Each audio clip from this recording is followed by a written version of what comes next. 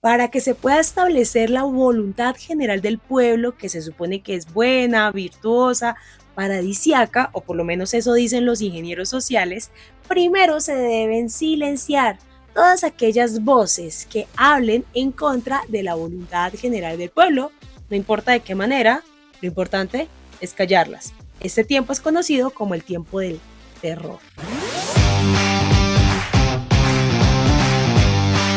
Y es que cuando se lleva a la práctica la dialéctica del despotismo, eso que vimos en los videos anteriores, es decir, que la voluntad general del pueblo es la que debe gobernar, pasan acontecimientos decisivos como los de la Revolución Francesa, la toma del Palacio de Tullerías, la masacre de septiembre, el juicio y posterior ejecución del rey y un establecimiento de toda la infraestructura institucionalizada del terror que incluía una ley de sospechosos. ¿Y de qué trataba esa ley? Pues mi querido, esta ley dictaminaba que se debía arrestar inmediatamente a todo sospechoso. ¿Y quién era sospechoso? Cualquiera que por sus escritos, sus relaciones interpersonales, sus palabras o por sospecha fuera simpatizante o partidario de la tiranía. En otras palabras, que no estuviera a favor del nuevo régimen que se estaba imponiendo. Y fue de esta manera que los jacobinos, ellos y no otros, eran los que ahora interpretaban la voluntad general del pueblo. De esta forma el despotismo se estableció realmente vestido de pueblo en nombre de la libertad, de la razón, de la igualdad y de la virtud. Y se supone que todo eso se estaba haciendo por la nación. La pregunta aquí sería, ¿qué es la nación? Pues se supone que cuando la sociedad estaba dividida en estamentos, es decir, nobleza, clero y pueblo, pues el pueblo era la nación. Pero como ya no estaban en una monarquía, sino que ahora se establecía la república, entonces surge una nueva forma de categorización. Ya no la define el nacimiento, de qué familia usted es, de dónde viene, sino cuánto dinero tiene. De esta manera, el pueblo, la voz popular, ya no es de aquellos que no son nobles, sino de aquellos que sean pobres. Y de esta forma, después de acabar con la monarquía, de matar al rey, todavía encuentran que hay una relación de desigualdad. Así que Robespierre, uno de los principales líderes de los jacobinos, dice que ya se acabó la aristocracia feudal, pero ahora hay que combatir la aristocracia de los ricos. Ahora los ricos son el enemigo, son otros que hay que combatir. Y quiero leerle textualmente lo que él dijo al respecto. Robespierre dice: el pueblo no pide más que lo necesario, quiere justicia y tranquilidad. Los ricos lo quieren todo, quieren invadirlo y dominarlo todo. Los abusos son la obra y el dominio de los ricos. Ellos son la desgracia del pueblo. El interés del pueblo es el interés general, pero el interés de los ricos es el interés particular. Así que luego de acabar con el problema que era la monarquía, la nobleza y todo esto, uno creería que ya no. Ahora busca acabar con los ricos y supongo que después de acabar con los ricos encontrará que el problema es otro y buscará también acabar con esa gente. Pero todo en nombre de la voluntad general del pueblo. De esta manera, los pobres son el pueblo y el pueblo es la nación y todo aquello que esté en contra de la nación debe ser aniquilado. Así que hay que acabar con todo aquel que sea enemigo de la voluntad general del pueblo de la forma que sea.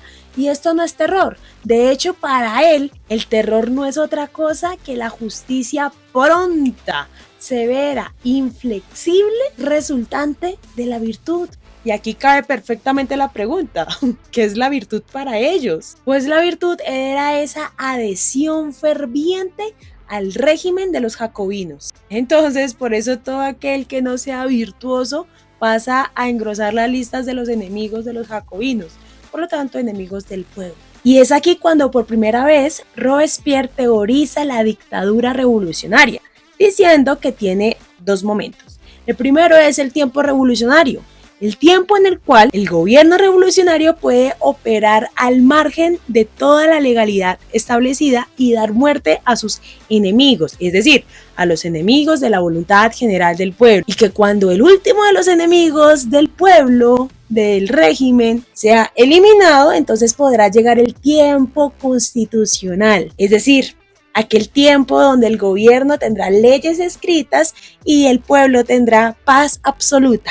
Pero eso sí, mientras sigan habiendo enemigos de la voluntad general del pueblo, olvídese de que va a poder llegar a ese tiempo constitucional. En palabras de Robespierre, solo cuando el pueblo llegue a tener tanta pasión por su patria y sea devoto a las leyes, entonces podrá venir ese tiempo constitucional. Antes, olvídese. Y es ahí cuando el terror surge como una forma política, cuando el mismo trato y la misma lógica que se aplicó al rey Luis XVI también se aplica para cualquiera de los franceses que disienta, que no esté de acuerdo con lo que los jacobinos están diciendo en su nuevo régimen. De esta manera, lo que parece que aconteció es que se multiplicó el número de reyes.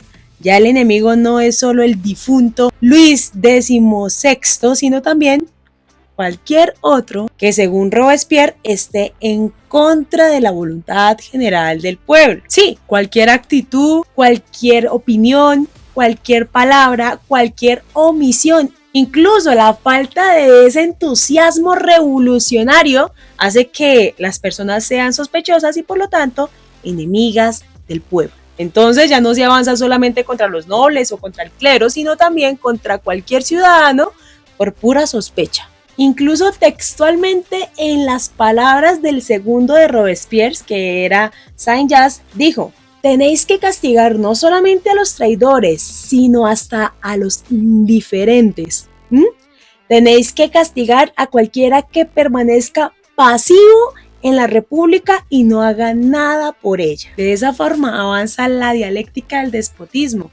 Y no es que las víctimas y los victimarios no se dieran cuenta, claro que lo sabían que estaban llevando adelante otra forma de despotismo, no eran indiferentes a eso. Robespierre lo sabía, pero para él el despotismo que llevaba adelante era solamente el resultado de la voluntad general del pueblo, y el pueblo siempre tiene la razón, entonces no había nada de malo. Sí, el propio Robespierre lo escribió textualmente, dice: el gobierno de la revolución es el despotismo de la libertad contra la tiranía. La tenía clara. Bueno, y para esta gente su despotismo no era bueno solamente porque estuviera ligado a la voluntad general del pueblo, sino porque también estaba enlazado con la razón. E invitaban a todos aquellos que hacían parte de este régimen a que lo hicieran por las buenas, mediante la razón, o sea, que la razón los llevara a entender que así eran las cosas, que no había por qué oponerse. Pero pues que si había algún tipo de oposición, le metían el acelerador a través del terror. Pero el terror también tiene un efecto, y es que puede desmovilizar a aquellos que estaban simpatizando con el régimen. Por eso Robespierre dice que lo que más teme no es una contrarrevolución, sino la pérdida de ese espíritu público, es decir, la apatía del pueblo.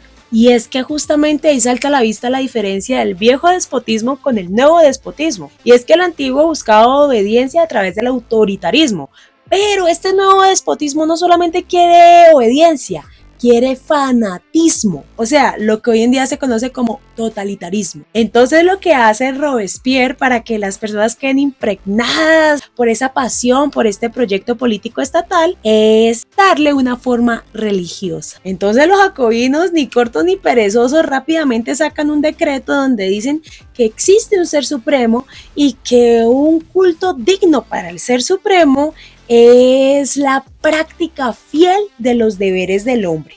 Y pues claramente que son ellos quienes dicen cuáles son esos deberes del hombre. Además, instituyeron cerca de 40 fiestas nacionales en honor al Ser Supremo, pero pues dichas fiestas adoptarían los nombres de acontecimientos gloriosos de la revolución, pero pues eran para el Ser Supremo. Y entre esos deberes del hombre está el siguiente, textualmente se lo leo: detestar la mala fe y la tiranía, castigar a los tiranos y a los traidores, para agradar al Ser Supremo. De esta forma, el terror jacobino fue santificado. Entonces, según ellos, no hay mejor culto para el Ser Supremo que el régimen del terror. Un régimen del terror que trajo consigo más de 40.000 víctimas mortales, donde 17.000 aproximadamente eran ejecuciones legales y el resto fueron asesinatos no autorizados. Igual no se justifica ni lo uno ni lo otro. El terror fueron técnicas ideológicas, políticas, religiosas y económicas diseñadas para acabar con todos los disidentes, ya fueran reales, imaginarios, potenciales, sospechosos por las dudas, es decir, una forma muy desarrollada de la ingeniería social naciente. Y lo deja uno definitivamente pensando que un genocidio tan terrible como este lo hayan cometido los intérpretes de la voluntad general del pueblo,